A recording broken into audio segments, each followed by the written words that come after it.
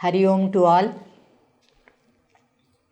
Om Sahana Bhavatu Sahanau Bhunaktu Sahaviryam Karavavahai Tejasvinavadhitamastu ma vidvishavahai. Om Shanti Shanti Shanti. Harihi Om Shri Gurubhyo Namaha. Harihi Om. Welcome to yet another session of Ola Sanskrit Sahitya lecture series. Last Sunday we finished the second Ekankika, one act play of Mahakavi Bhasa. So till now, from June 5, this Jnana Yajna has started and we have finished two one act plays of Mahakavi Bhasa, Karnabharam and Urubhangam. And today we are going to begin a third one act play of Bhasa again called Madhyama-vyayoga. But before that, I would like to give you some impressions of the campers who have sent their feedback. We had sent a Google form to all the participants, the registered participants, and many of you have sent the feedback. Yesterday I went through all that and I really appreciate for your very kind words. Everybody has praised this and everybody has said that they are fortunate to listen to this word-to-word explanation and the rasagrahana of Bhasa. So thank you for your very, very kind and encouraging words. Now I'll go for some of the feedback, one Prakash Badge, for example, he says that why don't you do the Rasagrahana of Kalidasa's works? And he said they are preparing for some exams, he is preparing for some exams, so he would like me to do Kalidasa. Thank you Prakash ji for your suggestion. I intend to do that, but it might not happen before you finish your exams because you see how long I take to finish some 50-60 verses of one play. So reading Kalidasa's play, starting with Malavikagnimithram, though a 4-act play, it will take months together. So, but I will be taking it for sure. Okay. Then some of the participants like Swarada and Lata Vidyaranya, they have expressed that they haven't received any notes or study material of Urubhangam. So I would like to say that the notes were prepared by me in the initial so that to familiarize you, acquaint you with all the facets of textual criticism that I will be dealing with. The rasa, the dhvani, the alankara, the riti, and all that stuff. But I think now it's almost 5 months are over. So you must have mastered the technique through which I want you to study all the things. And therefore I have stopped taking the notes. If you have seen, I just bring the book with me. So no paper I carry and therefore the notes are not shared. Okay. Another thing I would like to say is I don't believe much in spoon feeding. So most of the things you have to do on as Swadhyaya, Swadhyayan ma pramadaha. Swadhyaya pravachanabhyam na pramaditavyam, says the Upanishad, Taittiriya Shikshavalli. So I would like you to do the Swadhyaya as well. On the same lines, Vinay Sharma has asked me to share the PPTs, but I don't prepare the PPTs, okay? And therefore, no question of sharing the PPTs as well, okay? So I would like you to listen to the talks as and when you find time, if not on Zoom. I would like you to come on Zoom because, to see you in person, and if you see me in person, that is a different perspective altogether to what you are learning. Okay, but those who are studying or reading it online, for them also, you should do certain Swadhyaya because as the very famous Subhashita goes, Acharyat Padamadatte, padam shishyah swamedhaya, padam sabrahmacharibhyah, chaturtham kalakramena cha. So if the entire adhyayana is divided into 4 parts, only one part you get to learn from your teacher. One part you yourself do, swadhyaya, self-study. The third part is during the discussion with the peers, with the fellow mates, okay? Sabrahmacharibhyah. And chaturtham, it will come to you by reading and reading it time and over again and pondering over it, so that nuances of Bhasa's language or any poet's language will occur to you as and when you go deeper into that. So that I leave to experiential learning. But the 3 parts, one part has to be swadhyaya, and therefore I believe that you should be doing swadhyaya more. Okay. Now, I am grateful to you all, especially Vidya Gauri said that she is looking for more such lectures. So, Vidya Gauri, thank you for this. And today I have come up with Madhyama-vyayoga. Now, as far as questions are concerned, this was all feedback, okay, and some suggestions. As far as questions are concerned, one Harihara Krishnan, I don't know from where he is, but he has asked very detailed questions. It seems that he has gone through all these videos or talks very minutely, okay. So he has asked one question based on Karnabharam.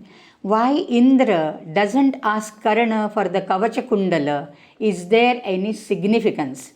It is Karna himself offering, so many things. First he offers the horses, then the elephants, then the Suvarna, this and that, and later he on his own offers the Kavacha Kundala. Is there any significance? So the answer is, in the Mahabharata only, Indra has asked directly for the Kavacha Kundala. This is not a history, this is a poetry.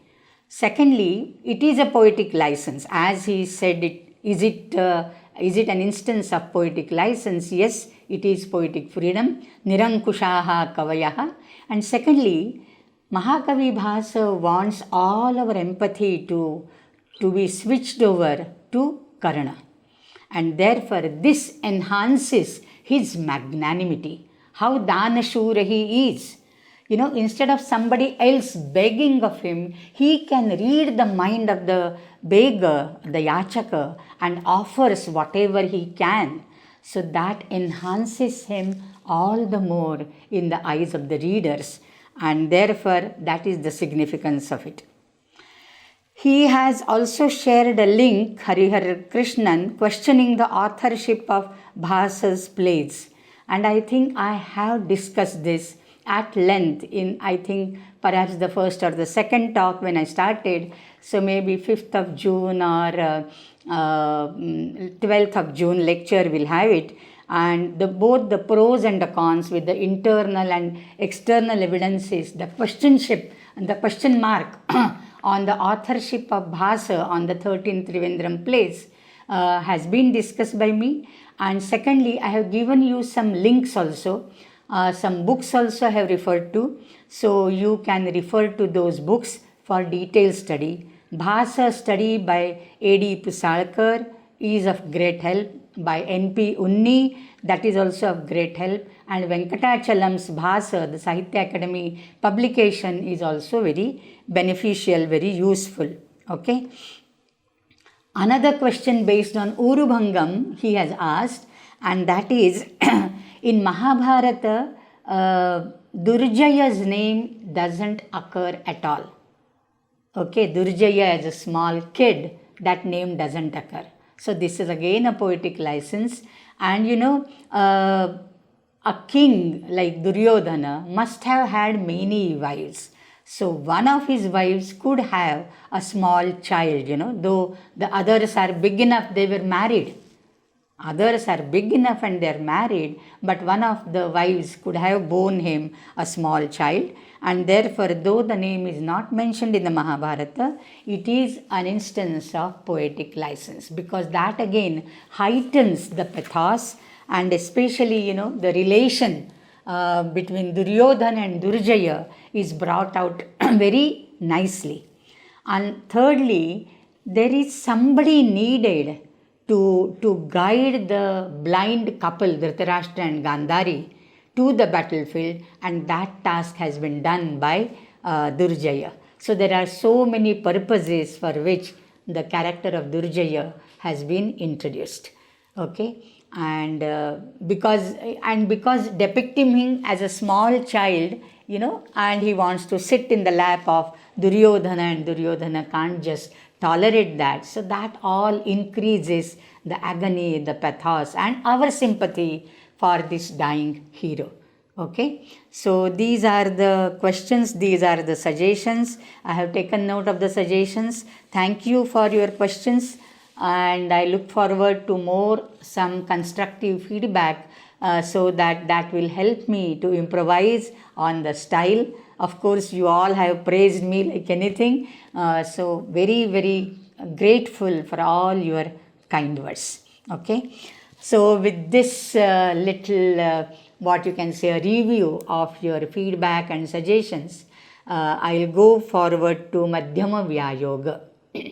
This is a third one-act play of Mahakavi Bhasa, and again a very unique in style. Like I have chosen this in a particular order, not in that order, but chosen this as first to be dealt with, because Karna is a villainous character and he has been heightened.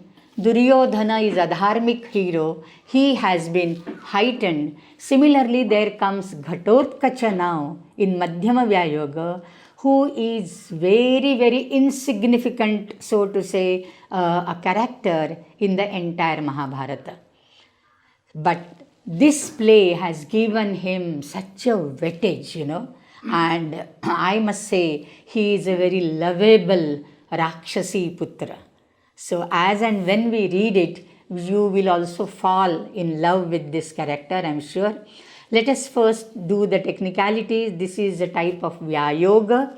So Vyayoga, we have seen that Urubhanga was also Vyayoga. So there are fight scenes and combats and duels, and it is Purusha Patra Pradhana and Stri Patranam Nyonatvam. And basically there is fight and war scenes and all that, therefore Veera Rasa. And in this Yuddha, any Yuddha for that matter, there are deaths happening, and therefore Karuna Rasa. So Veera and Karuna are the Angi Rasas of this. Of course, this Madhyama-vyayoga would give you, little smiles on your face because there are so many dramatic ironies which Bhasa has introduced in this Madhyama-vyayoga. Now coming to the title, Vyayoga is the type, okay. This is a Ekanka play, Prakhyata Vastu, Veera Rasa, etc., etc. What is the significance of the title?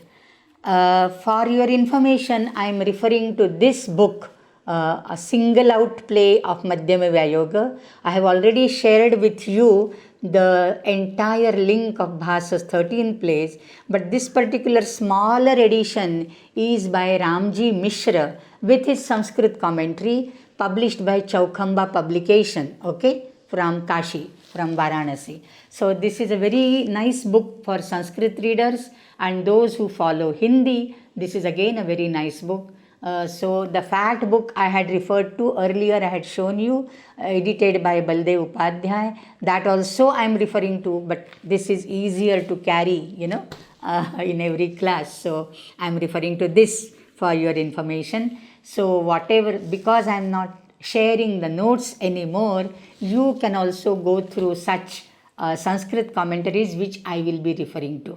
Okay. So there is nothing to hide from you. This is the book. You can also have this book from sanskritdocuments.org, from internet, from your libraries nearby. Okay, so Madhyama-vyayoga. So this is a Vyayoga type of drama, Madhyamam Adhikritya, which focuses on Madhyama. Now the question is, who the Madhyama is. Okay? Who the Madhyama is. Now, it could mean the Madhyama of the Pandavas. Now, Madhyama of the Pandavas, there are Pancha Pandavas, right? So, who is the middle of the Pandavas? It could be Arjuna. Yudhishthira, Bhimasena, Arjuna, Nakul and Sahadeva. So, Arjuna becomes the Madhyama then. And Arjuna being Madhyama is referred to in Veni Samhara Nataka by Bhattanarayana. He says, Pranamati Pitarauvam Madhyamah Pandavoyam. When Arjuna is paying his gratitude and salutations, that time he refers to himself as Madhyama. But that is Bhattanarayana. For Bhasa we have seen, even in Urubhanga, Madhyama refers to Bhimasena. So these are the three Kaunteyas, Yudhishthira, Bhimasena and Arjuna. And in the three Kunti Sutas, Madhyama is invariably Bhima. So for Bhasa, Madhyama is Bhima. Secondly, in Bhagavatam, even Kunti refers to Madhyama, Kunti refers to Vrikodara, Madhyamaha, Bhimaha, Kunti Tanaya. So, Aste Parighabahussa Madhyamaha Pandavo Bali Vrikodaraha. That's what Kunti says. So, Kunti also refers to Bhima as Madhyama. So, we take Madhyama as Kunti Putra, Bhimasena as the Madhyama. And then, the Vigraha Vakya of this could be Madhyamaha Bhimaha. Who is he? Kunti Sutaha, Kunti Tanayaha. Madhyamam Uddishya Kritaha Vyayogaha iti Madhyama-vyayoga. So this is a drama focusing on Bhimasena as the main character. Okay? So Bhimasena is the main character in this. Second sort of interpretation of this title could be Vyayoga is, V plus A plus Yuja. Yuja is the root. Yuja is to unite, to come together, and V is Visheshena. So this is a coming together of Bhimasena and Hidimba after so many years. And therefore, Madhyama-vyayoga is Madhyamasya Vyayogaha Nama Melanam Sammelanam Kayasaha Hidimbayasaha. That could be another interpretation of Madhyama-vyayoga, the title. The third interpretation could be the Madhyama of the Pandavas, that is Kunti Sutta Bhimasena, and the Madhyama of the Brahmana Kumaras, the Kumara who is going to be taken away by Ghatotkacha as ahara for his mother, their melanam, their meeting together. And therefore, this is the third way of interpreting the title Madhyama-vyayoga. So, how you see, this is the beauty of Sanskrit. How you do the vigraha, accordingly, the meaning, the interpretation changes. Okay? So, these are the three main interpretations of the drama. Now we come to the source of the drama. Okay, so this is normally before we start actually reading the Mangalashloka and all, we do take into consideration what are the different sources, what is the significance of the title, what is the type of drama according to dramaturgy, Natya Shastra and all that stuff. So our study becomes holistic and paripurana. Okay, now what is the source? It has to be Prakhyata Vastu as per the definition. So what is the Prakhyata Vastu is Mahabharata. Okay, Mahabharata is Akshaya Druma. It is like, undecaying tree giving you the flowers and fruits. Whosoever comes, it doesn't desist, it doesn't withdraw. It's Vaibhava, it goes on giving. And Itihasottamadasmad Jayante Kavibuddhayaha, says Vyasa himself. Vyasa himself has stated in the Mahabharata that from this itihasa, itihasottamat, uttama itihasa, jayante kavibuddhayaha, many great poets will emerge, have emerged. So Bhasa is one such dramatist who is deeply indebted to Mahabharata for 5 of his plays. So this is also based on Mahabharata.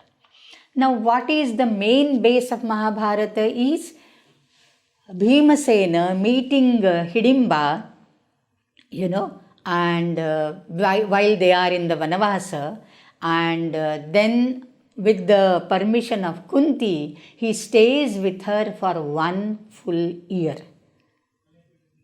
And this Rakshasi Hidimba, assuming very covetable, loving form of a lady, very beautiful form of a woman, she takes him to the hills and ponds and rivers and enjoys with him. So that is the description given in the Mahabharata.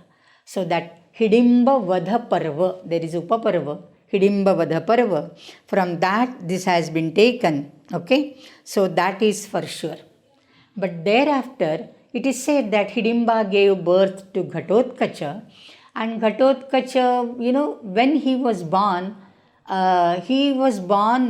with a bald head. Not a single hair was on his head. So his head looked like a ghata, which is inverted, like a ghata, okay, like a pitcher. And therefore he is called Ghatotkacha. Utkacha, all kacha, kesha have gone, and his head looks like a ghata, okay. So that is the description. And when we will read this Madhyama-vyayoga, you will come to know how Bhasa had changed even the physical look of Ghatotkacha from Mahabharata. Mahabharata is Ghatotkacha, a bald-headed Rakshasa, whereas in Madhyama-vyayoga Bhasa, he is having, a nice brown pingala hair, long hair rolling on his shoulder.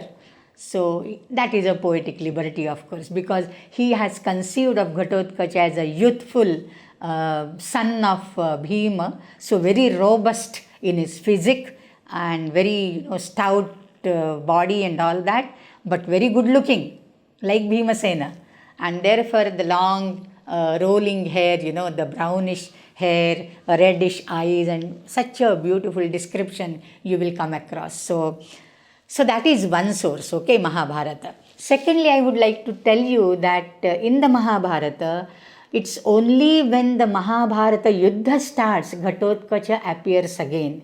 In the meanwhile, we don't even hear a single word about Ghatotkacha. So where is the meeting of Ghatotkacha and Bhima while they are in the forest? There is no way. I mean, Vyasa doesn't give you such avasara, such occasion at all.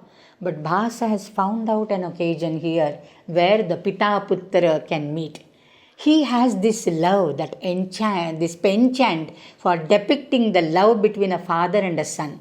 We have seen recently in Urubanga, Dhritarashtra and Duryodhana and Durjaya. So these 2 pairs we have seen. We will see now the 3rd pair here by the pen of Bhasa, the fraternal love, the paternal love for a son, So Bhimasena and Ghatotkacha. Very wonderful scenes are there.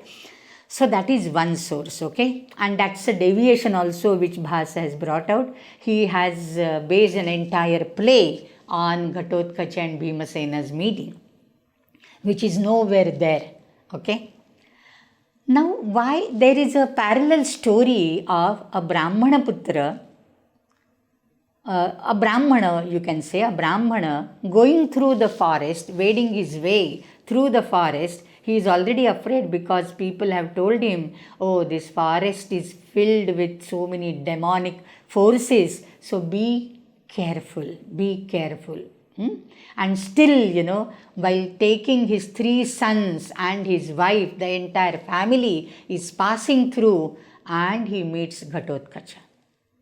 And that Ghatotkacha says that, this is the story of Madhyama-vyayoga. Ghatotkacha says that my Mata, my mother, has done some fast, some vrata, and for her parana of upavasa, she's been fasting. Now she has to close her fast and eat, for which she needs a narabali. And therefore I want one of you. The Brahmana begs, oh, you take me. He says, no, you are old, kankala. I don't want such person. The wife says, take me. Then he says, no, Stri Hatya I won't do. Though I am a Rakshasa, I abide by Dharma Shastra rules. So I won't do Stri Hatya. So the elder son comes forward, says, take me. And then the father says, no, he is the first child in the family, and therefore I can't spare him. The last one says, I am ready to go with the Rakshasa. The mother is so, affectionate for the little one, the youngest one. Always it is said that the elder one is the favorite of the father and the younger one is the favorite of the mother, normally. So the mother says, no, I can't spare this little son. So the Madhyama says, I am ready to go. So this is the Madhyama part. So the Madhyama Brahmana Putra goes. Now where does this story come from? Okay. This is not an invention of Bhasa. Okay. Certainly this is not an invention of Bhasa. Such a story occurs in the Shunashepa Akhyana of Aitareya Brahmana. Aitareya Brahmana is a Brahmana literature attached with the Rigveda. Okay. And in that Aitareya Brahmana, we have this Shunashepa Akhyana. This is an Akhyana. And there the three sons are there, Shunalangula, Shunashepa and Shunapucha. Okay. All these words are very enigmatic and they mean the tail of a dog. Shunashepa, Shunapucha, Shunalangula all mean the same. But Shunashepa happens to be the middle one. Now this comes in the story of King Harishchandra, who did not have an issue. So he worshipped Varuna, and Varuna blessed him with a child, but then he said that you will have to sacrifice your child, to me, because it is my child. After all, you have to give that child back to me. And then Harishchandra got the son. He named him as Rohita. So Varuna asked for his son. He said, no, he is too young. Let him at least go the Namakarana, the Chaula Karma, the Annaprashana. Let him start walking, this, that.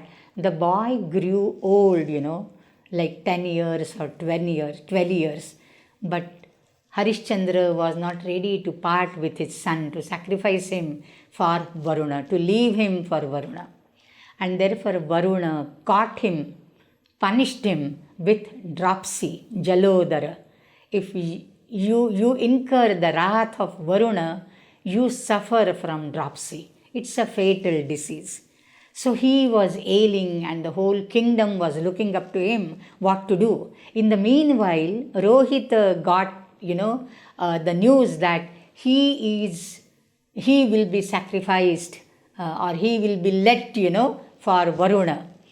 And then he fled away from the kingdom.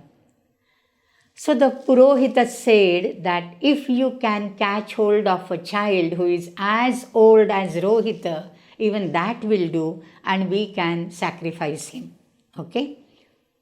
And therefore they were searching for a child, a son, a person who would be as old and as tender as Rohita.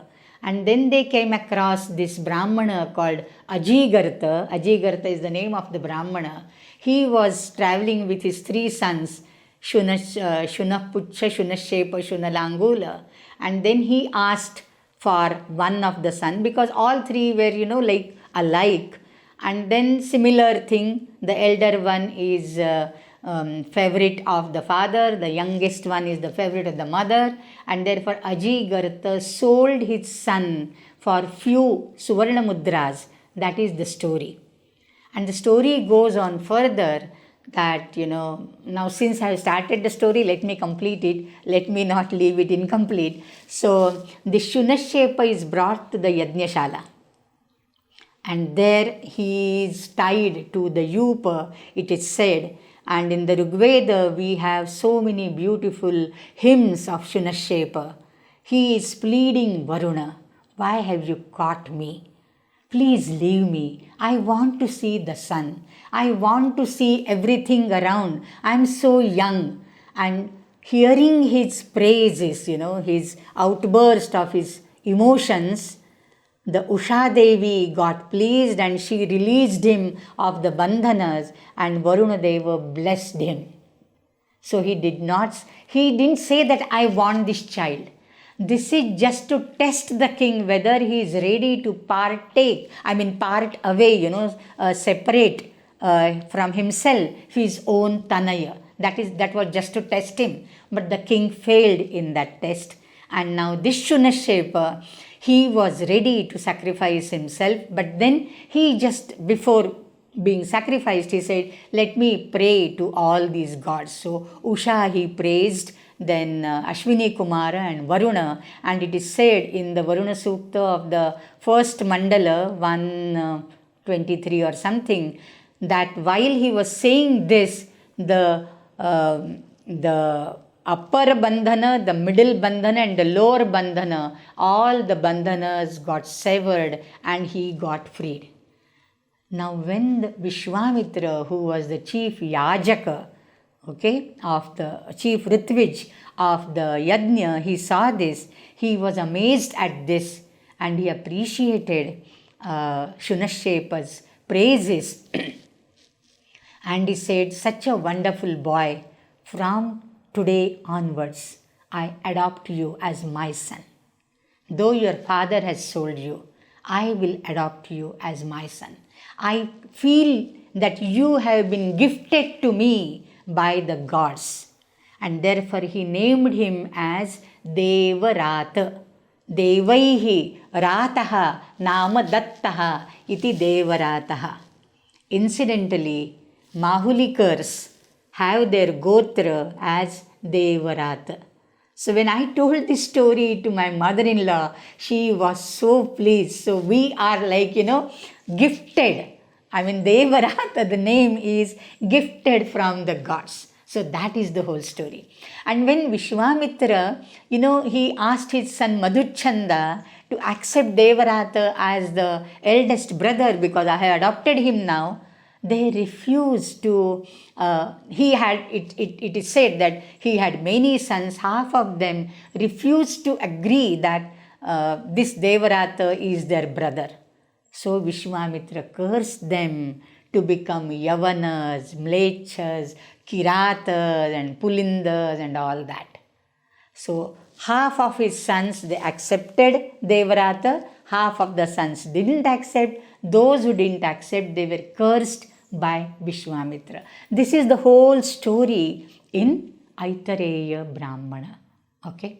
Now here lies the parallel story of Brahmana family in Madhyama-vyayoga. The names have been changed. In fact, there are no names here. This is Prathamaha Putraha, Madhyamaha Putraha, Kanishtaha Putraha. Only the three names occur like that, and there is no name given by Bhasa to any of the children of Brahmana. Even the Brahmana is unnamed for that matter. So this is what we have as the source of Madhyama-vyayoga. But except for this Brahmana episode, which he has taken from Aitareya Brahmana, the entire story is an invention of Bhasa's fertile imagination. Because, when he says that my mother is fasting and she wants some Narabali for her Upavasa Parana and all that, no such reference is there anywhere in the Mahabharata or in the, of course in Aitareya Brahmana this won't occur. So the entire story later on, only this Brahmana episode is picked up from the from the Aitareya Brahmana, Shunashepakyana.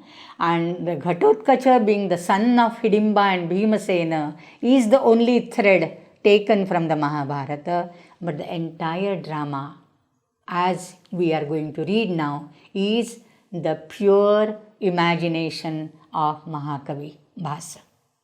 So with these introduction, these many half an hour introduction and all these things, I think now we are ready to read the play line by line. So Bhasanataka Chakre Madhyama-vyayoga Nandyante Tatah Pravishati Sutradharaha. We have seen that all the dramas of Bhasa, they start with this Nandyante Tatah Pravishati Sutradharaha. Okay? Because Nandi is done behind the screen. Purvaranga is done behind the screen. And then what is there is only the Mangalashloka by the Sutradhara. So Sutradhara starts. पायात्स असुरवधूर दयावसादः पादो हरेः कुवलयामल खड्गनीलः यः प्रोद्यतस्त्रिभुवनक्रमणेरराज वैदूर्य संक्रम इवाम्बरसागरस्य. A very beautiful verse, Prastavana verse, very nice verse it is. And as we have seen, normally Bhasa praises Vishnu, Krishna. We have seen the Narasimha avatar, in Urubanga. So normally he is very fond of Vishnu, it seems. Here also, Payatsa Padaha Harehe. Harehe, Vishnoho, Saha Padaha, Saha Charanaha, Payat, Avatu, Rakshatu. Okay, that is the main sentence. May that foot of Lord Vishnu, Hari. Harihi kasmat harati manansi. Bhaktanam manansi harati iti harihi. Interestingly, I think I referred to it once, I don't remember. Let me repeat it once more for those who haven't heard it earlier. Hari also means a lion. Then how do you do the vigraha of this? It is from the same root, Ru Harane. When it means Vishnu, Harati Bhaktanam Manansi iti Harihi. Harati Sankatani ityapi Harihi for Vishnu. And Harati Mrigan Bhaksharupena iti Harihi Nama Simhaha. One who snatches away the deer for his prey, that is Hari. Hari also means Kapi, the monkey. See, Sanskrit language is such a wonderful language. The same word, same pronunciation, same accent, it has multiple meanings. Multiple meanings. Homonyms, not synonyms, homonyms. So one word having multiple meanings, So Kapi also means Hari because Harati Falani Vrikshat iti. One who snatches fruits from every tree, every branch. That is also Hari. So Hari means a monkey, Hari means a lion, Hari means Lord Vishnu. Here of course, therefore, what the Mimamsa Granthas say and even the Nirukta says, you should not take out a single out word and try to derive it. The context is necessary. Saprakaranaha granthaha adhyetavyaha. Saprakarana. Prakaranikam kim. What is the context? So here when it is said Harihi Payat, who is this Hari? But it is Harehe Padaha Payat. May the foot of Hari protect us. Obviously it is the foot not of a lion, not of a monkey, but it is of Lord Vishnu. So Harehe Padaha Payat. How is this Pada? Kuvalaya Amala Khadga Neelaha. Let us take one by one adjective. There are so many adjectives. The first verse is very beautiful. Very, very beautiful. So Kuvalaya Amala Khadga Neelaha. It is Neela because Vishnu, Vishnu is Neela Varana. Megha Shama. Ghanashyama, and therefore Neela. The foot is also Neel, the dark. Neela is not necessarily blue, it is dark. So it is dark. Like what? Kuvalaya. Kuvalaya is what? Kuvalaya is Kamala, but specifically Neela Kamala. And therefore the Neelatva can match. Otherwise, how can the Neela color, Neela Varna will match the red lotus Padma? It can't. And therefore, the word which is used here is not Saroja or Pankaja or any other thing which is a synonym of lotus, but Kuvalaya. Kuvalaya, Ku and Valaya, these are the two words in that. See, look at the word Kuvalaya also. Neela Kamala, this looks very beautiful. Normally, to the eyes, the Kuvalaya Dala Prekshi, such Visheshanas are given. The eyes, the dark eyes are like the Kuvalaya Dala, like the long petals, Ayata, long petals of Kuvalaya, that is the blue lotus, blue lily. Now here, Ku is Prithvi and Valaya is like a rounded thing. So, Kau, Nama Prithivyam, Valaya Rupena Shobhate, iti Kuvalayam Nama Neela Kamalam. Ku Nama Prithvi, so Kau Prithivyam, Saptami. Prithivyam Valaya Rupena Shobhate iti Kuvalayam. So this blue foot of Lord Vishnu as blue, as Kuvalaya. Now there is Amala Khadga Neelaha. Now Kuvalaya Amala, you can take Amala, this, Amala, this Visheshana, comes between two nouns. Khadga and Kuvalaya. So, with the help of Dehali Deepaka Nyaya, I'll tell you what this Nyaya means. On the basis of Dehali Deepaka Nyaya, the word Amala, the Visheshana Amala, could be construed with Kuvalaya, the earlier word, or Khadga, the latter word. Okay? If it is Kuvalaya, Amala, without any malinya, spotless, clear, therefore very beautiful. So like a beautiful blue lily, the foot of Hari as blue as the beautiful blue lotus, that is one meaning. Or Amala Khadga. Khadga, a sword. Khadga could be a kripana, a small sword, or a big asi also.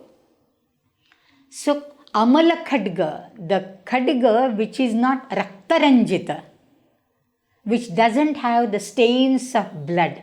How does that iron thing look like? It is bluish. The tinge looks bluish. The iron thing, talwariचं पातं कसं चमकतं निळसर.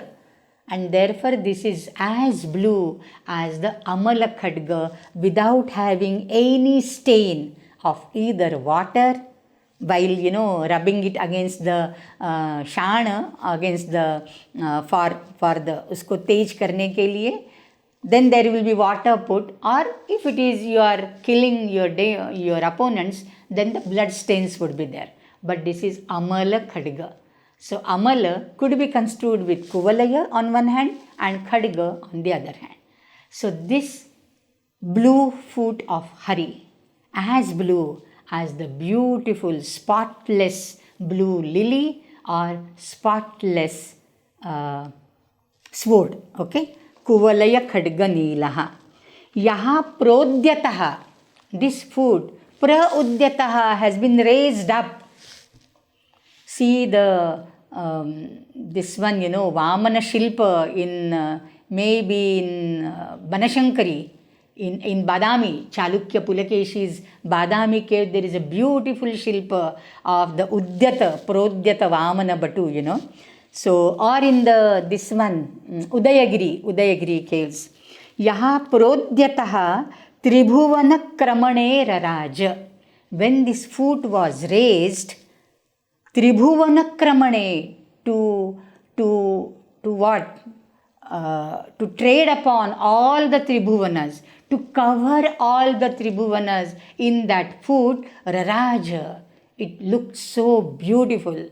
The blue foot when raised above, it covered the entire, the story of Vamana and Bali. So Bali gave him 3 strides, bhumi, equaling the 3 strides of his Batu, this Vamana Batu. And this Vamana covered in 1 stride, entire Prithvi and this Antarikshaloka, and in another stride he covered the Swargaloka and all other lokas above. And then there is no place, and therefore he placed the foot on the head of Bali and pushed him in the Patala. That is the story, okay? So you take that reference, Prodyataha, maybe he has raised it to place it on the head of Bali. Prodyata Tribhuvana Kramane Raraja. This is a Puranic story of Vamana Avatara. We all know very well. But then this is also referred to in the Rigveda, in the Vishnu Suktas, and you may refer to some of the Ola talks of Vishnu and all, the avatars of Vishnu. And Vishnu is there called as, Trivikrama. He did the 3 Vishishta, Krama. Krama is stride, striding upon. So his 3 strides, 3 Vikrama. And another very distinguishing epithet of Vedic Vishnu in this context is used there as Urugaya. I am just remembering this. Urugaya, Gangatau, and one whose gati, whose gate is Uru, very wide. So wide strider Vishnu. So yaha prodyataha tribhuvana kramane raraja saha padaha naha payat. Okay? And because he has done it, he has raised the foot to push Bali down, we come back to the first line, yaha asura vadhu hridaya vasadaha. I purposefully, deliberately did not do it first come first, because this has connection with the 3rd line of the verse. The moment Vishnu raised his foot to push down Bali in the Patala, his Vadhu, the Asura here, would refer to Bali. Okay? It would refer to Bali, the demon, and his wife, Avasada, Hridaya Avasada. Naturally, his wife's heart got sank, his wife's heart was sinking the moment Vamana raised his foot to push Bali in the netherworlds. And therefore, Asura Hridaya Avasadaha. One who caused Avasada, Dukkha, to Asura Vadhu, wife of Asura, Bali Asura. So that could be construed with the 3rd line, or in general, the foot which normally causes grief and panic in the hearts of all the wives of the demons whom Vishnu has killed so far. Okay? So Vishnu has killed so many demons so far, and therefore Asura, Vadhu, Hridaya, Avasadaha can go in generic term as well. But because in the 3rd line there is a specific reference to Prodyata, and therefore I would like to construe it with the Bali and Vamana episode. So 3 lines are over. Vaidurya Sankrama Iva Ambara Sagarasya. This is a very beautiful upama which Bhasa has given here. Ambara Sagarasya Vaidurya Sankramaha Iva. This looked like, as if, Iva. Iva is Samanya Darshaka Shabda, Vachaka Shabda, showing the similarity. This bluish foot of Hari looks like a Vaidurya Sankrama. Sankrama is Setu, the bridge. Sankrama means the thing through which you can get across. So that is the Setu. Okay? Now this is like a Setu to cross from one end of the ocean in the form of the sky, from one corner to the other corner.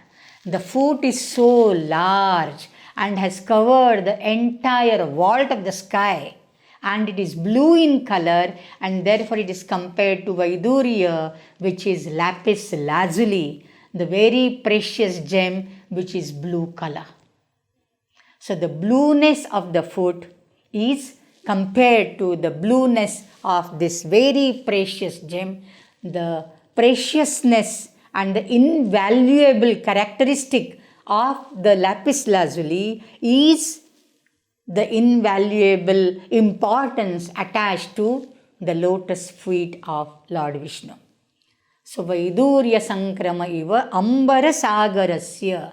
Ambara, the sky, if it is to be conceived as a Sagara, as an ocean, then to cross the ocean like Rama built a Ramasetu, similarly here Vishnu's foot itself formed a big Setu from which we can get across. Vaidurya Sankrama iva Ambarasya. So the blue color of Vaidurya and the blue color of the foot, the blue color of the blue lotus, the bluish tinge of the sword, the blade of the sword, and the foot of the Lord Vishnu. So there are so many upamanas for the comparison of the blueness of the Vishnu's foot. So very beautiful verse, Vasanta Tilaka Vritta and Upama. Upama, or you can say Utpreksha, because what is the difference between Upama and Utpreksha? Let me tell you here. This is not exactly Upama, though there is Iva. It could be Utpreksha, because first thing is the Ambara is not a Samudra. It's not an ocean.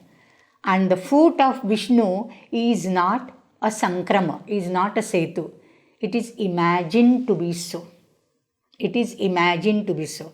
So the difference between Upama and Utpreksha, what I learn, I am not a good student of Alankara Shastra or this one, the poetics and aesthetics, but I have studied a little bit of it. So Upama is normally used for the things which are yathartha, which are seen in the world.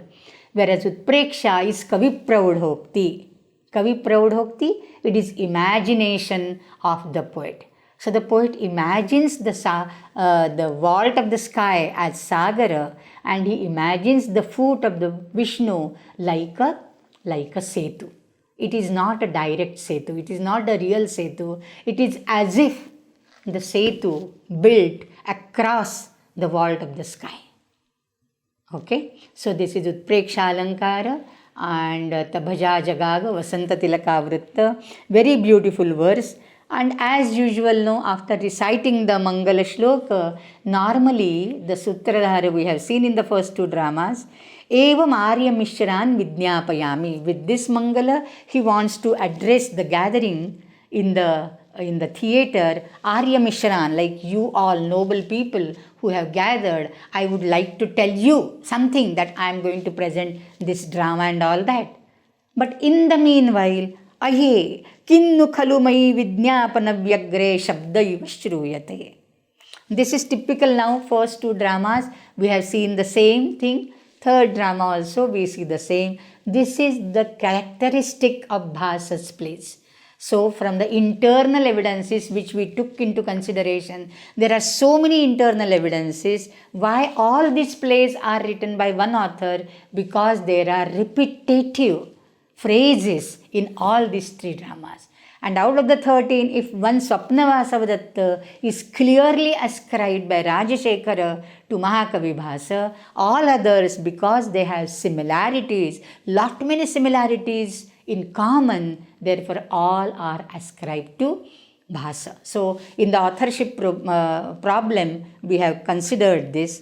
Aye kinnu khalu mai vidnyapana vyagre, while I am busy presenting my troupe, my team, presenting this drama, shabdaiva shruyate, I hear something going on, and then karanam dattva anga pashyami, and then he sees something, he listens to some sound, and then he introduces the entry of the next character, This is a common beginning after Prastavana in all the plays of Mahakavi Bhasa. So the same thing we see here also, Nepatye. Bhostat konu khalu eshaha.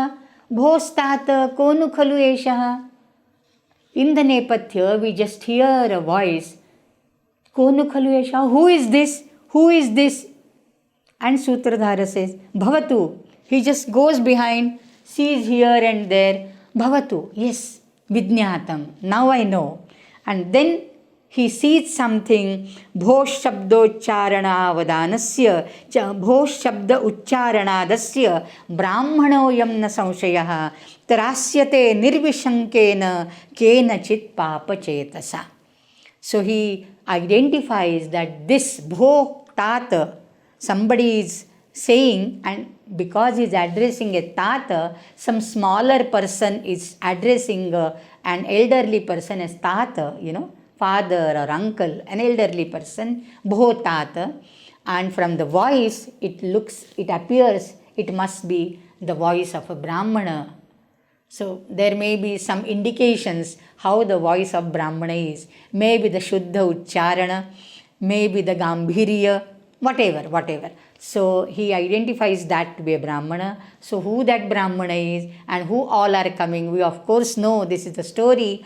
And the Brahmana with his family and 3 sons is passing through that phase, that forest. So their entry will be suggested by Sutradhara before he takes an exit, because na asamsuchitam patram praveshayet. There has to be an indication of the entry of a new character on the stage. So we stop here and we'll see who these Brahmanas and how they are describing Ghatotkacha. Konu khalu eshaha. That esha is Ghatotkacha, who is described by everybody in different words and phrases. Beautiful descriptions of this Papachetas or Rakshasa. Okay, very lovable though. Om Purnamadah Purnamidam Purnat Purnamudachyate Purnasya Purnamadaya Purnameva Vashishyate. Om Shanti Shanti Shanti. Harihi Om Shri Gurubhyo Namaha. Harihi Om. See you next Sunday. Till then, Hari Om.